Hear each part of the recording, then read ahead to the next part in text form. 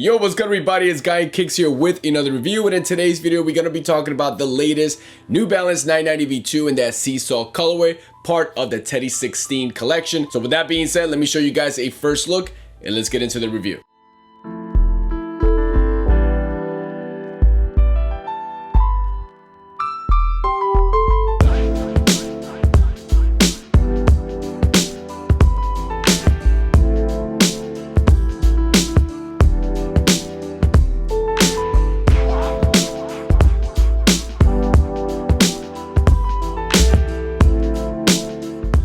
So here we have them, guys, the New Balance 990 V2 in the seesaw colorway. These exclusively released through the ALD website or MLE Endor. They did a draw selection on May 24th. They announced the winners the next day on May 25th. And then pretty much I got these yesterday, so the shipping on these was really fast. So I do appreciate that from ALD. I always feel like anytime I enter a draw through ALD, I feel like I have a pretty good shot at getting a W compared to New Balance and buying them through their website, which we know is pretty bad, and they definitely need to fix that because it's kind of getting embarrassing at this point. I still don't understand why they haven't implemented a new system. They have Teddy Santis there as a creative director. They can use a draw selection system, raffle or something, just to help out people that really want to get their shoes instead of letting the bots eat them up and then go ahead and sell them on the resale market. So please, New Balance, listen to the fans, listen to the consumers, the loyal consumers, because something needs to happen about your exclusive drops. So getting back to the review, these retail for $195.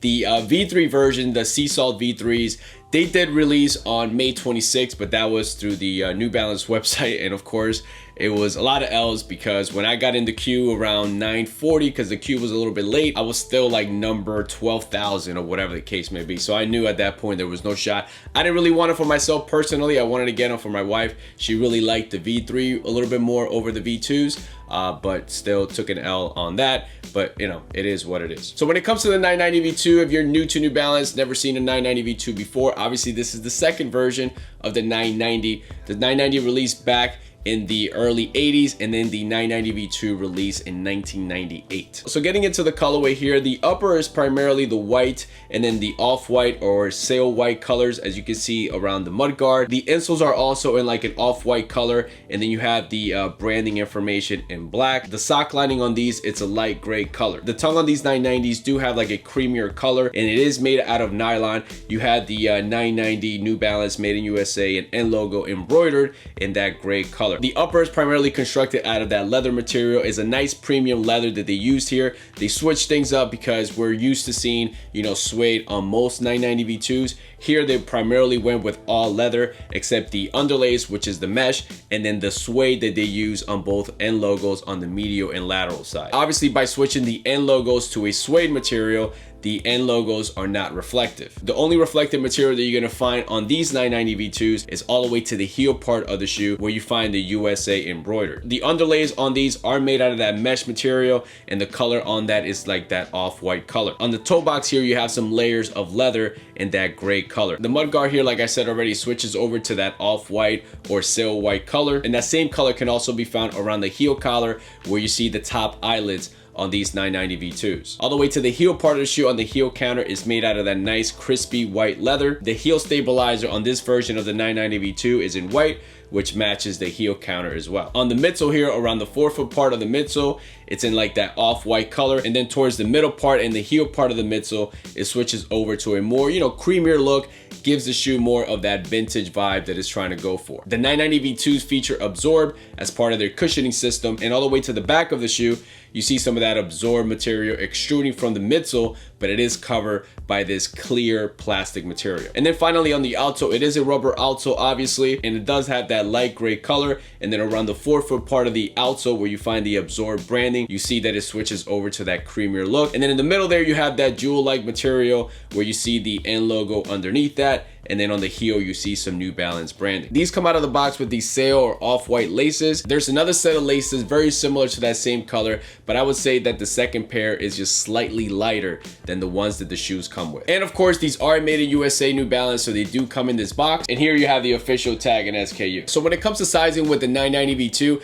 I had always gone with my true to size on a 990 V2, especially because I always felt like the toe box on the V2 was more narrow compared to other sneakers sneakers like the 990 V5, 993s, for example, where the toe box, you do have a little bit more room on those. So with the 990 V2, I had always gone with a size 10, which is my true to size. But when I bought the 990 V2, the first one, the Teddy version, I'll leave a link here so you guys can check that out. I feel like that one definitely ran bigger. It was longer. So I learned from that and I went with a 9.5 with this colorway. Definitely have to say that the 9.5 definitely feels better, feels more of a true to size, you know, going a half a size down. However, they're gonna feel probably a little bit, you know, tight, just a little bit, not in a bad way. And I think it's because of the, you know, uppers made out of leather. So you probably have to, you know, wear them a few times just to break them in.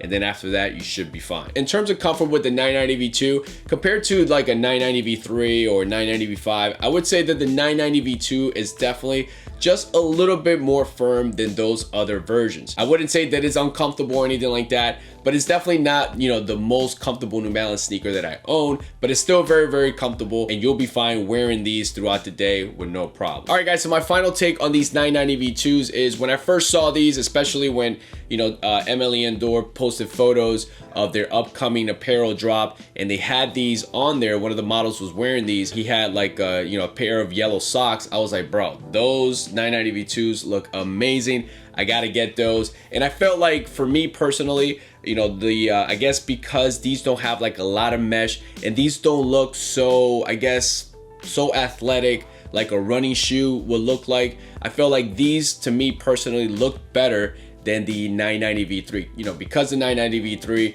to me looks more athletic, definitely looks more of a running shoe with the leather on those. Yeah, I don't know, not that it looks bad, I still think it looks clean, but I feel like on the V2 it just looked a little bit better in my opinion. You know, I think these are ideal for, you know, the summertime right now, so these will definitely get a lot of wear out of me. You know, I think they look very clean. The leather on these feel very, very good, and that's another thing why I was interested in getting these, because I believe, I'm pretty sure these are the only made in USA sneakers that I have that are primarily all leather. I don't think I have any other made in USA sneaker that has, you know, this type of leather on them. I do have New Balance sneakers with leather, for example, the 550s, but not a made in USA. So I was definitely looking forward to getting these primarily because of that, just to switch things up from, you know, your usual suede. Now, I like the detail and the color scheme that they use here, especially with this yellowed out midsole and the tongue as well, just to give it, you know, like that vintage look as well. And it's not super white and crispy. I kind of like don't like that about white sneakers.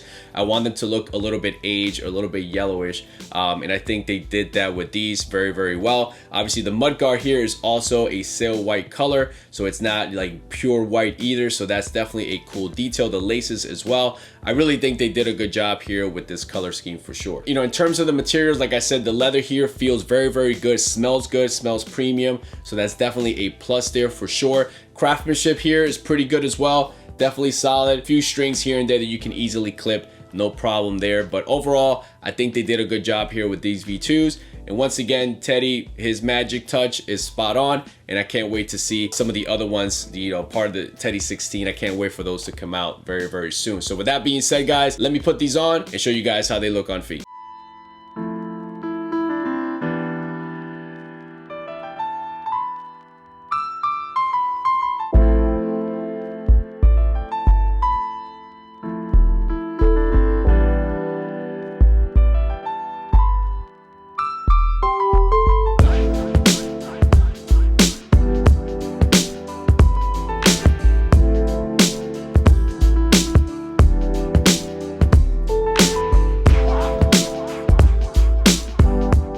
Alright guys, so that's it for me. Hopefully this video brought you a detailed look of the New Balance 990 V2 in that seesaw color, part of the Teddy 16. Let me know in the comments below what you think about these. Do you prefer the V2 seesaws or the V3s? And like always, guys, thank you so much for stopping by. To all the new subscribers, thank you. Anybody who's new to the channel, feel free to subscribe if you liked the video. Hit that like button as well. Comment below. I'll leave a link to my Instagram page as well, where you guys can go follow me there, where I post pictures, any news, any restocks or shock drops, whatever stuff that I'm rocking. So definitely go check that out as well. And that's it, guys. Catch you guys in the next one.